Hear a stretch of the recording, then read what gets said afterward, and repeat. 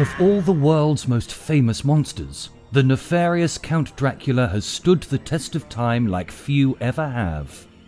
What is it about this titular blood-sucking scourge of the night that has continued to capture the imagination of people the world over for centuries?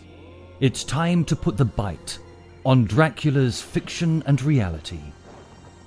Dracula began his fictitious life as an 1897 Gothic horror novel by Irish author Bram Stoker.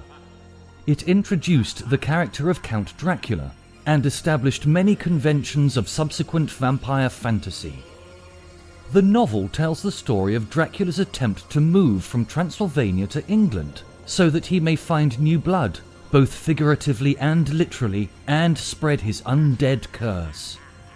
Thankfully for the living, a battle ensues between Dracula and a small group of men and a woman, led by a character who would go on to become one of literature's greatest heroes, Professor Abraham Van Helsing.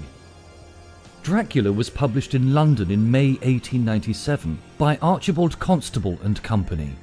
Costing 6 shillings, the novel was bound with yellow cloth and titled in red letters. It was copyrighted in the United States in 1899 with the publication by Doubleday and McClure of New York. But when Universal Studios purchased the rights, it came to light that Bram Stoker had not complied with a portion of US copyright law, placing the novel into the public domain. In the United Kingdom and other countries following the Berne Convention on Copyrights, the novel was under copyright until April 1962, 50 years after Stoker's death. Over the years, Dracula has been assigned to many literary genres, including vampire literature, horror fiction, the Gothic novel, and invasion literature. The novel has spawned numerous theatrical, film, and television interpretations, and this nocturnal phantom's reign of terror is far from over. The main story of Count Dracula is told through a series of letters, diary entries, newspaper articles, and ship's log entries, whose narrators are the novel's protagonists, and occasionally supplemented with newspaper clippings relating events not directly witnessed. The events portrayed in the novel take place chronologically, and largely in England and Transylvania during the 1890s. All of the events in this torrid tale transpire within the same year, between May the 3rd and November the 6th. A short note is located at the end of the final chapter, written 7 years after the events outlined in the novel. The story begins with Jonathan Harker, a newly qualified English solicitor, visiting Count Dracula at his castle in the Carpathian Mountains on the border of Transylvania, Bukovina, and Moldavia to provide legal support for a real estate transaction overseen by Harker's employer, Mr. Peter Hawkins of Exeter. At first enticed by Dracula's gracious manners, Harker soon realizes that he is Dracula's prisoner. Wandering the Count's castle against Dracula's admonition, Harker encounters 3 female vampires, called Sisters, from whom he is rescued by Dracula himself. Harker soon realizes that Dracula is also a vampire. After the preparations are made, Dracula leaves Transylvania and abandons Harker to the Sisters. After a series of blood-curdling events, Harker barely escapes from the castle with his life. Dracula boards a Russian ship, the Demeter, taking along with him boxes of Transylvanian soil which he required in order to regain his strength. Not long afterward, the ship, having weighed anchor at Varna, runs aground on the shores of Whitby in the east coast of England. The captain's log narrates the gradual disappearance of the entire crew until the captain alone remained, himself bound to the helm to maintain course. An animal resembling a large dog is seen leaping ashore. This is the Count in animal form.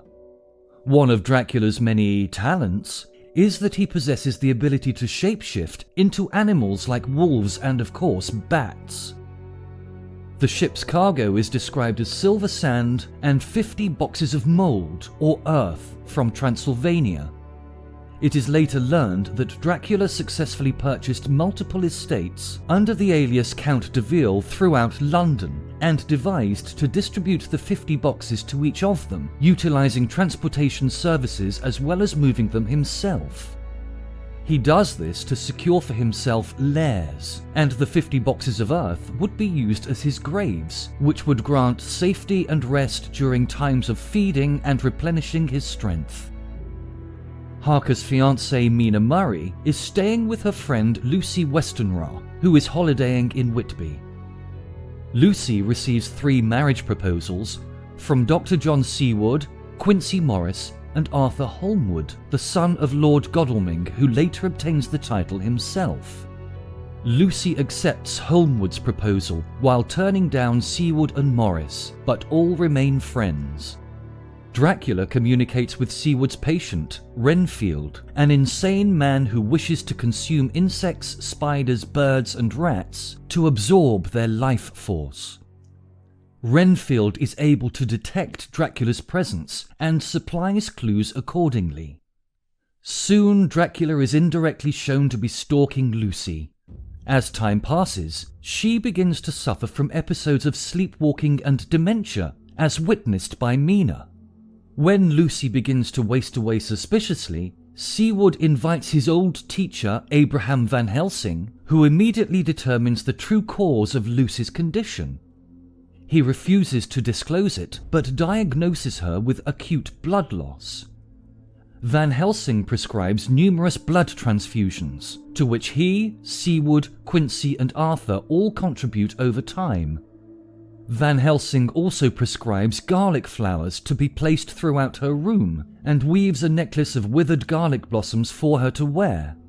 However, she continues to waste away, appearing to lose blood every night. While both doctors are absent, Lucy and her mother are attacked by a wolf, and Mrs. Westenra, who has a heart condition, dies of fright. Van Helsing attempts to protect her with garlic, but fate thwarts him each night, whether Lucy's mother removes the garlic from her room or Lucy herself does so in her restless sleep. The doctors have found 2 small puncture marks above her neck, which Dr. Seward is at a loss to understand. After Lucy dies, Van Helsing places a golden crucifix over her mouth, ostensibly to delay or prevent Lucy's vampiric conversion. Fate conspires against him again when Van Helsing finds the crucifix in the possession of one of the servants who stole it off Lucy's corpse. Following Lucy's death and burial, the newspapers report children being stalked in the night by a bloofer lady, that is, a beautiful lady. Van Helsing, knowing Lucy has become a vampire, confides in Seward, Lord Godalming, and Morris. The suitors and Van Helsing track her down and, after a confrontation with her, stake her heart, behead her, and fill her mouth with garlic. Around the same time, Jonathan Harker arrives from Budapest, where Mina marries him after his escape, and he and Mina join the campaign against Dracula. The vampire hunters stay at Dr. Seward's residence, holding nightly meetings and providing reports based on each of their various tasks. Mina discovers that each of their journals and letters collectively contain clues to which they can track him down. She tasks herself with collecting them, researching newspaper clippings, fitting the most relevant entries into chronological order, and typing out copies to distribute to each of the party which they are to study. Jonathan Harker tracks down the shipments of boxed graves and the estates which Dracula has purchased in order to store them. Van Helsing conducts research along with Dr. Seward to analyze the behavior of their patient Renfield, who they learn is directly influenced by Dracula. They also research historical events, folklore, and superstitions from various cultures to understand Dracula's powers and weaknesses. Van Helsing also establishes a criminal profile on Dracula in order to better understand his actions and predict his movements. Arthur Holmwood's fortune assists in funding the entire operation and expenses. As they discover the various properties Dracula has purchased, the male protagonists team up to raid each property and are several times confronted by Dracula. As they discover each of the boxed graves scattered throughout London, They pry them open to place and seal wafers of sacramental bread within. This act renders the boxes of earth completely useless to Dracula, as he is unable to open, enter, or further transport them. This curses Mina with vampirism and changes her, but does not completely turn her into a vampire.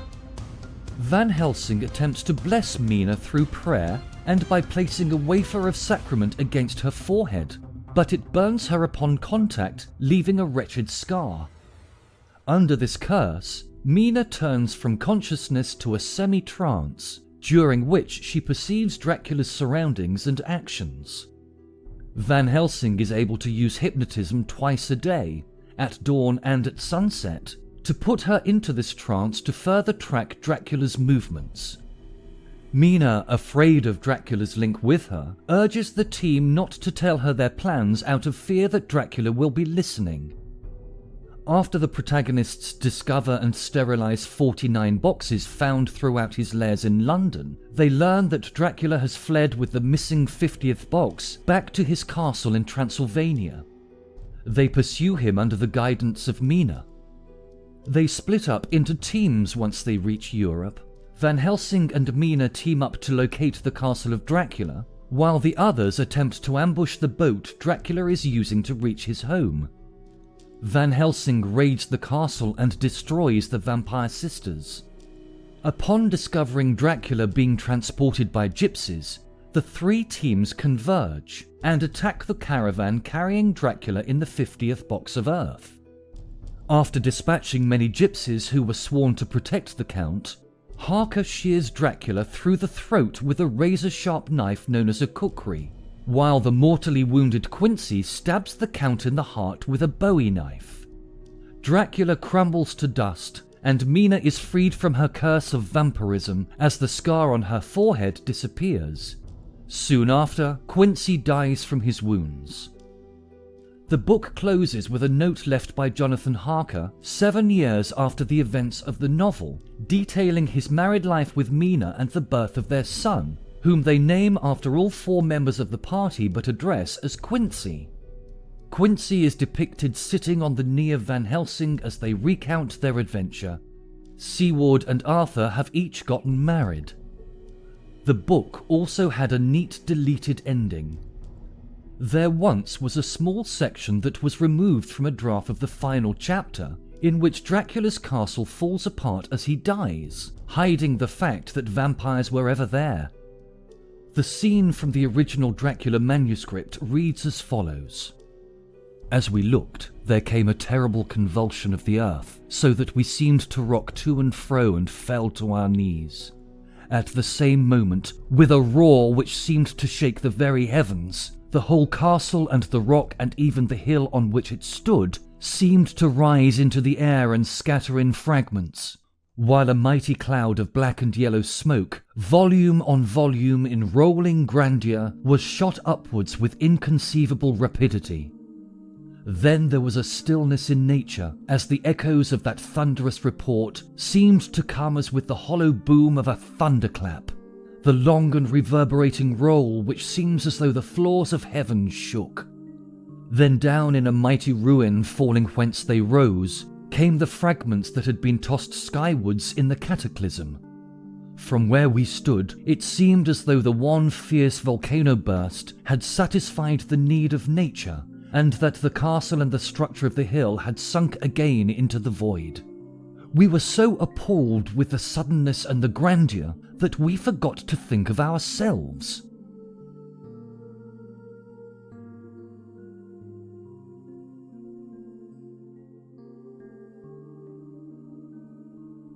Between 1879 and 1898, Stoker was a business manager for the Lyceum Theatre in London, where he supplemented his income by writing a large number of sensational novels, his most successful being the vampire tale Dracula, published on the 26th of May 1897. Parts of it are set around the town of Whitby, where he spent summer holidays. Throughout the 1880s and 1890s, authors such as H. Rider Haggard, Rudyard Kipling, Robert Louis Stevenson, Arthur Conan Doyle and H.G. Wells wrote many tales in which fantastic creatures threatened the British Empire. Invasion literature was at a peak, and Stoker's formula was very familiar by 1897 to readers of fantastic adventure stories of an invasion of England by continental European influences. Victorian readers enjoyed Dracula as a good adventure story like many others, but it did not reach its legendary status until later in the 20th century, when film versions began to appear. Shakespearean actor and friend of Stoker's, Sir Henry Irving, was a possible real-life inspiration for the character of Dracula.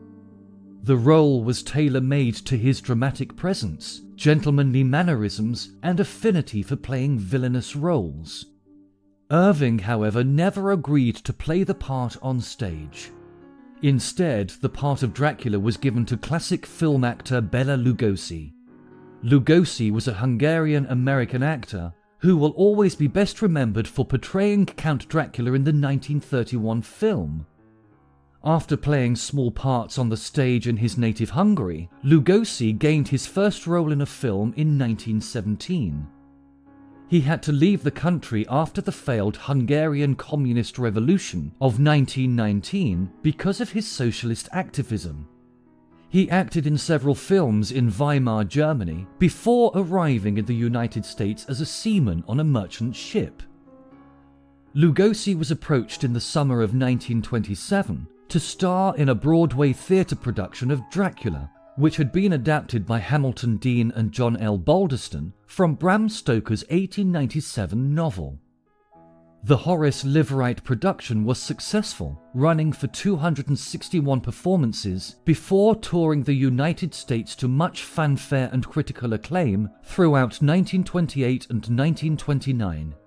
In 1928, Lugosi decided to stay in California when the play ended its West Coast run. His performance had piqued the interest of Fox Film, and he was cast in the studio's silent film 1929's The Veiled Woman. He also appeared in the 1929 film Prisoners, believed lost, which was released in both silent and talkie versions. In 1929, with no other film roles in sight, he returned to the stage as Dracula for a short West Coast tour of the play. Lugosi remained in California, where he resumed his film work under contract with Fox, appearing in early talkies often as a heavy or an exotic sheik. He also continued to lobby for his prized role in the film version of Dracula. Despite his critically acclaimed performance on stage, Lugosi was not Universal Pictures' first choice for the role of Dracula when the company optioned the rights to the Dean play and began production in 1930. Different prominent actors were considered before Browning cast Lugosi for the role, but the film was a hit. Lugosi died of a heart attack on August 16, 1956, while lying on a bed in his Los Angeles apartment. He was 73. He was buried wearing one of the Dracula cape costumes in the Holy Cross Cemetery in Culver City, California. Contrary to popular belief, Lugosi never requested to be buried in his cloak. Bela Lugosi Jr. confirmed on numerous occasions that he and his mother Lillian actually made the decision, but believed that it is what his father would have wanted. To this very day, the character of Dracula remains very much tied to Lugosi's masterful portrayal. Before writing Dracula, Stoker spent several years researching European folklore and stories of vampires, being most influenced by Emily Gerard's 1885 essay, Transylvania Superstitions, which includes content about a vampire myth. So who was Stoker's Count Dracula? The Count is considered to be both the prototypical and the archetypal vampire in subsequent works of fiction. He is also depicted in the novel to be the origin of werewolf legends. One of Dracula's most mysterious powers is the ability to turn others into vampires by biting them. Other character aspects have been either added or altered in subsequent popular fictional works. Starring as Dracula in a sequence of Hammer horror films which began with Dracula in 1958, Christopher Lee fixed the image of the fanged vampire in pop culture. The character has appeared frequently in popular culture, from films to animated media to breakfast cereals. Stoker's Count Dracula is an undead, centuries-old vampire and a Transylvanian nobleman who claims to be a Szekely descended from Attila the Hun. He inhabits a decaying castle in the Carpathian Mountains near the Borgo Pass. Unlike the vampires of Eastern European folklore, which are portrayed as repulsive, corpse-like creatures, Dracula is handsome and charismatic, with a veneer of aristocratic charm. In his conversations with Jonathan Harker, he reveals himself as deeply proud of his boyar heritage and nostalgia for the past, which he admits have become only a memory of heroism, honour and valour in modern times. Although early in the novel Dracula dons a mask of cordiality, he often flies into fits of rage when his plans are frustrated. When Dracula's brides attempt to seduce Jonathan Harker, Dracula physically assaults one and ferociously berates them for their insubordination. He has an appreciation for ancient architecture, and when purchasing a home he prefers them to be aged, saying a new home would kill me, and that to make a new home habitable to him would take a century. Dracula is very proud of his warrior heritage, proclaiming his pride to Harker on how the Szekely people are infused with the blood of heroes. He also expresses an interest in the history of the British Empire, speaking admiringly of its people. He has a somewhat primal and predatory worldview. He pities ordinary humans for their revulsion to their darker impulses. He is not without human emotions, however, as he often says that he too can love. Though usually portrayed as having a strong Eastern European accent, the original novel only specifies that his spoken English is excellent, though strangely toned. His appearance varies in age. He is described early in the novel as thin, with a long white moustache, pointed ears and sharp teeth. It is also noted later in the novel by a zookeeper who sees him that he has a hooked nose and a pointed beard with a streak of white in it. He is dressed all in black and has hair on his palms. Harker describes him as an old man, cruel-looking and giving an effect of extraordinary pallor. When angered, the Count shows his true bestial nature, his blue eyes flaming red. As the novel progresses, Dracula is described as taking on a more and more youthful appearance. After Harker strikes him with a shovel, he is left with a scar on his forehead, which he bears throughout the course of the novel. Dracula also possesses great wealth and has gypsies in his homeland who are loyal to him as servants and protectors. Count Dracula is portrayed in the novel using many different supernatural abilities, and is believed to have gained his abilities through dealings with the devil. Chapter 18 of the novel describes many of the abilities, limitations and weaknesses of vampires and Dracula in particular. Dracula has superhuman strength which, according to Van Helsing, is equivalent to that of 20 strong men. He does not cast a shadow or have a reflection from mirrors. He is immune to conventional means of attack. A sailor tried to stab him in the back with a knife, but the blade goes through his body as though it is air. He can defy gravity to a certain extent and possesses superhuman agility, able to climb vertical surfaces upside down in a reptilian manner. He can travel onto unhallowed ground, such as the graves of suicides and those of his victims.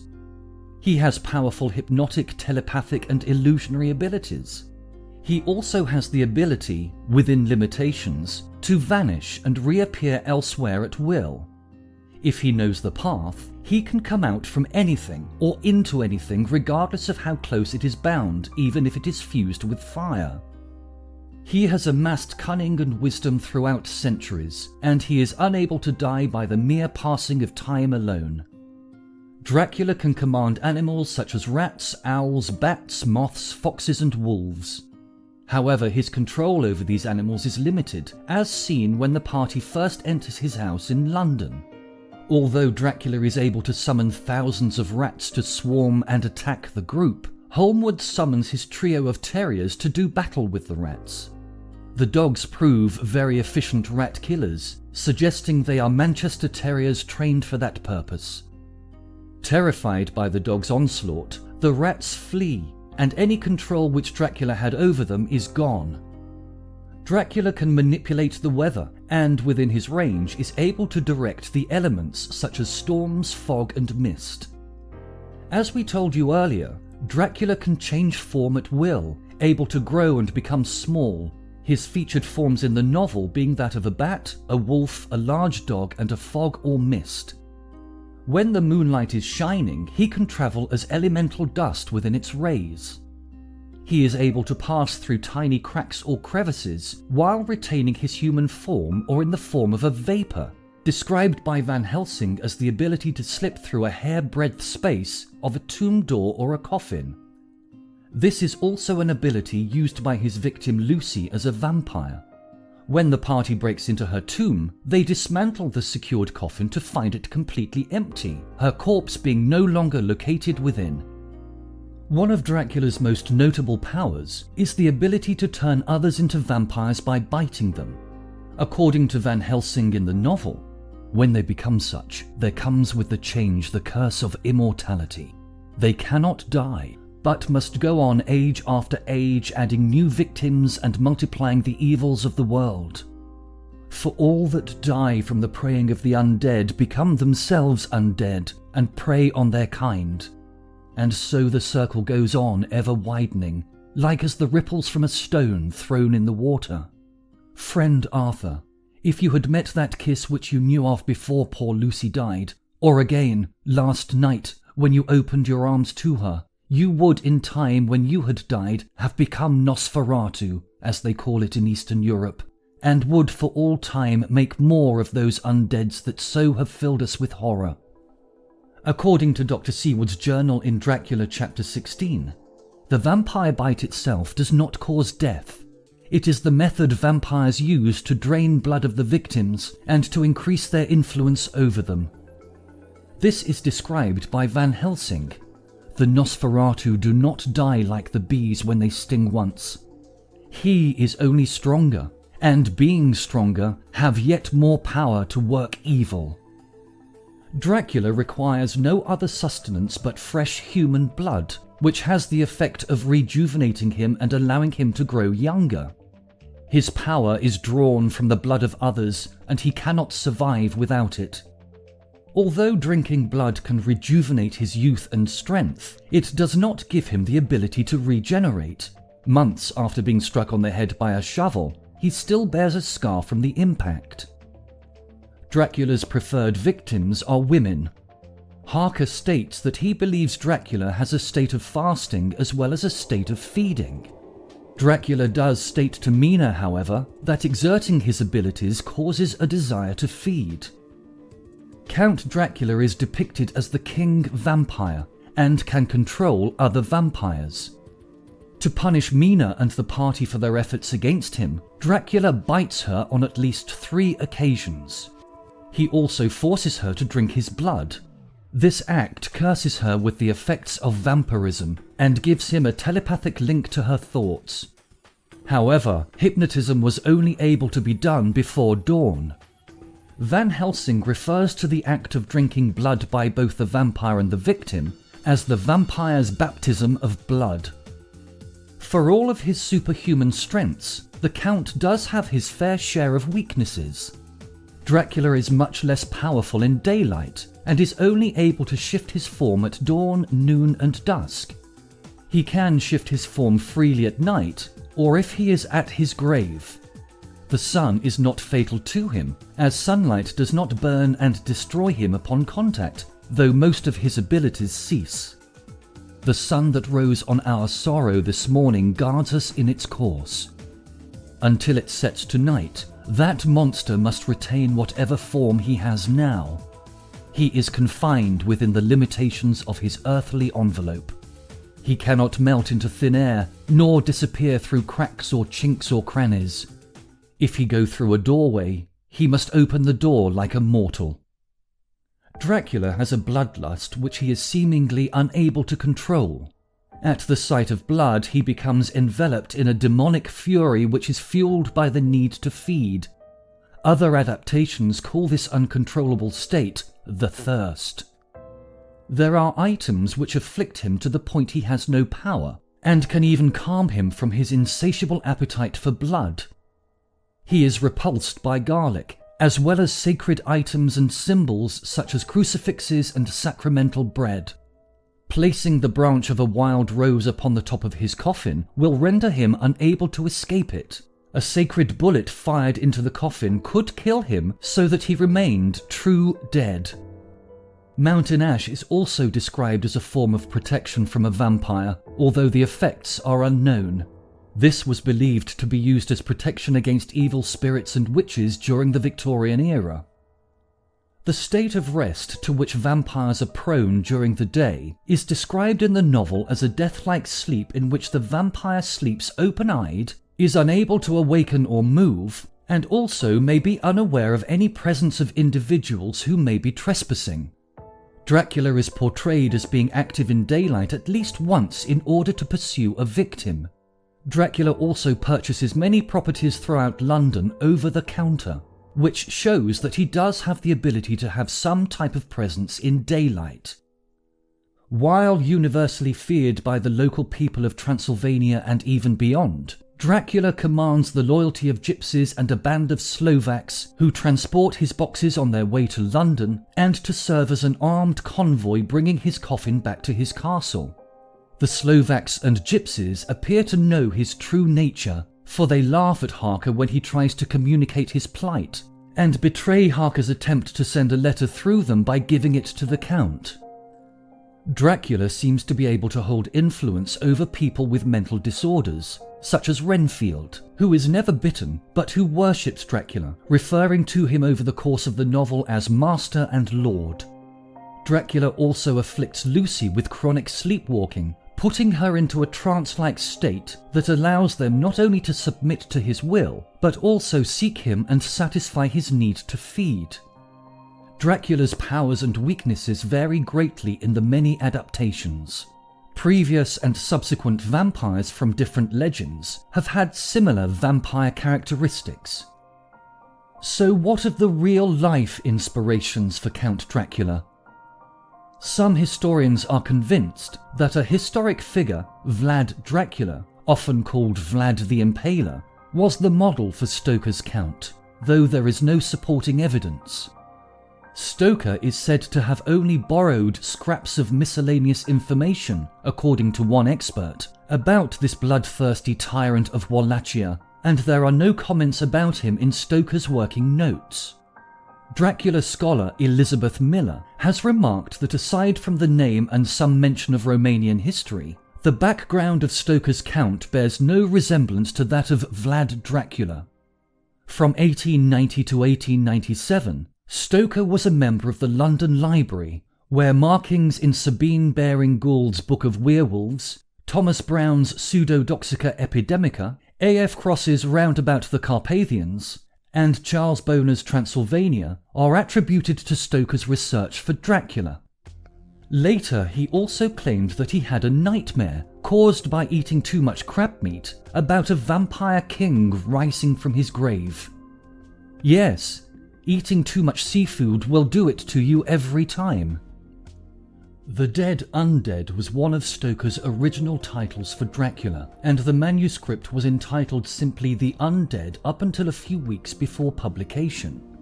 Stoker's notes for Dracula show that the name of the Count was originally Count Vampire, but Stoker became intrigued by the name Dracula while doing research, after reading William Wilkinson's 1820 book, an account of the principalities of Wallachia and Moldavia with political observations relative to them, which he found in the Whitby Library and consulted a number of times during visits to Whitby in the 1890s.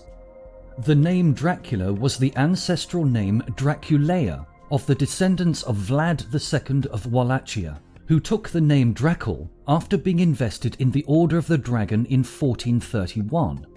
In the old Romanian language, the word Dracul meant the dragon, and Dracula meant son of the dragon. In the present day, however, Dracul means the devil. Many of Stoker's biographers and literary critics have found strong similarities to the earlier Irish writer Sheridan Le Fanu's classic of the vampire genre, Carmilla. In writing Dracula, Stoker may also have drawn on stories about the Shay, some of which feature blood-drinking women.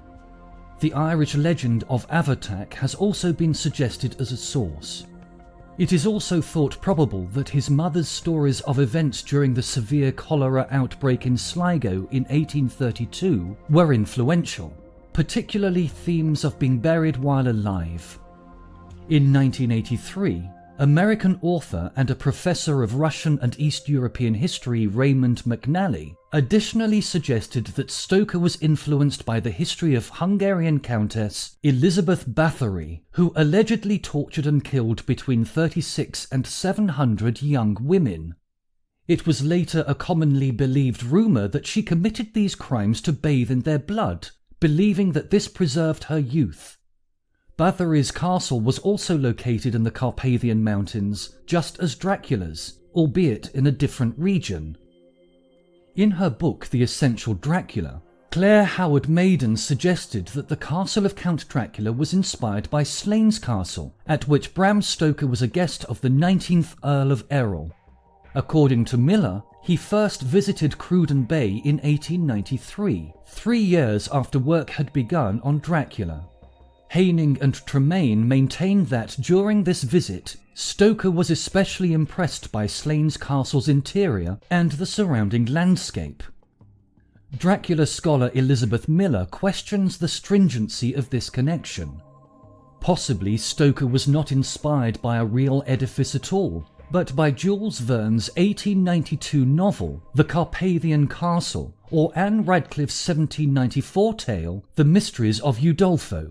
A third possibility is that he copied information about Kemeny Castle at Vex from one of his sources on Transylvania, the book by Major E.C. Johnson. A further option is that Stoker saw an illustration of Bran Castle in the book on Transylvania by Charles Boner. Many of the scenes in Whitby and London are based on real places that Stoker frequently visited, although he distorts the geography for the sake of the story in some cases. One scholar has suggested that Stoker chose Whitby as the site of Dracula's first appearance in England because of the Synod of Whitby, given the novel's preoccupation with timekeeping and calendar disputes. British writer and broadcaster Daniel Farson, British political theorist, author, publisher and civil servant Leonard Woolf, and author Peter Haining have suggested that Stoker received much historical information from Armin Vambery, a Hungarian professor whom he met at least twice. Miller argues, there is nothing to indicate that the conversation included Vlad, vampires, or even Transylvania. And furthermore, there is no record of any correspondence between Stoker and Vambery, nor is Vambery mentioned in Stoker's notes for Dracula.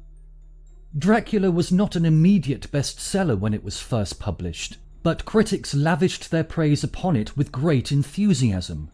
The contemporary Daily Mail ranked Stoker's powers above those of Mary Shelley and Edgar Allan Poe, as well as Emily Bronte's Wuthering Heights. According to literary historians Nina Auerbach and David J. Scal in the Northern Critical Edition, the novel has become more significant for modern readers than it was for Victorian readers, most of whom enjoyed it just as a good adventure story. It reached its broad and iconic status only later in the 20th century when the movie versions appeared. Despite the book's popularity, it did not make much money for Stoker.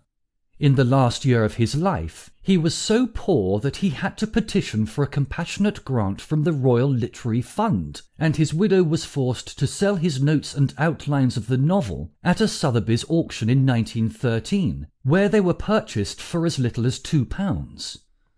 But then, F. W. Murnau's unauthorized adaptation of the story was released in theatres in 1922 in the form of Nosferatu.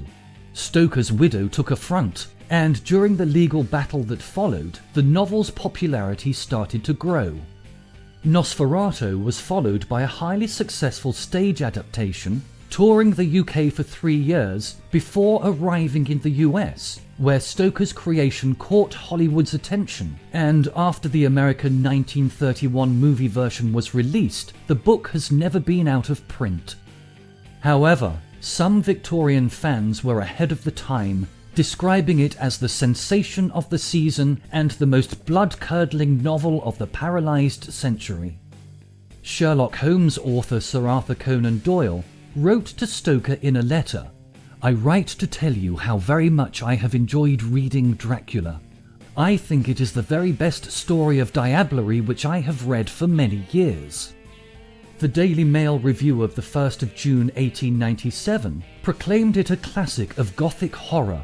In seeking a parallel to this weird, powerful and horrible story, our minds revert to such tales as The Mysteries of Udolpho, Frankenstein, The Fall of the House of Usher.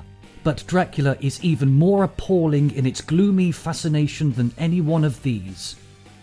Count Dracula, in all of his various incarnations, has permeated every facet of pop culture and remains an icon of both the stage, the screen, and of course the written word. His legend will continue on for lifetimes to come, if only because you just cannot keep a good ghoul down.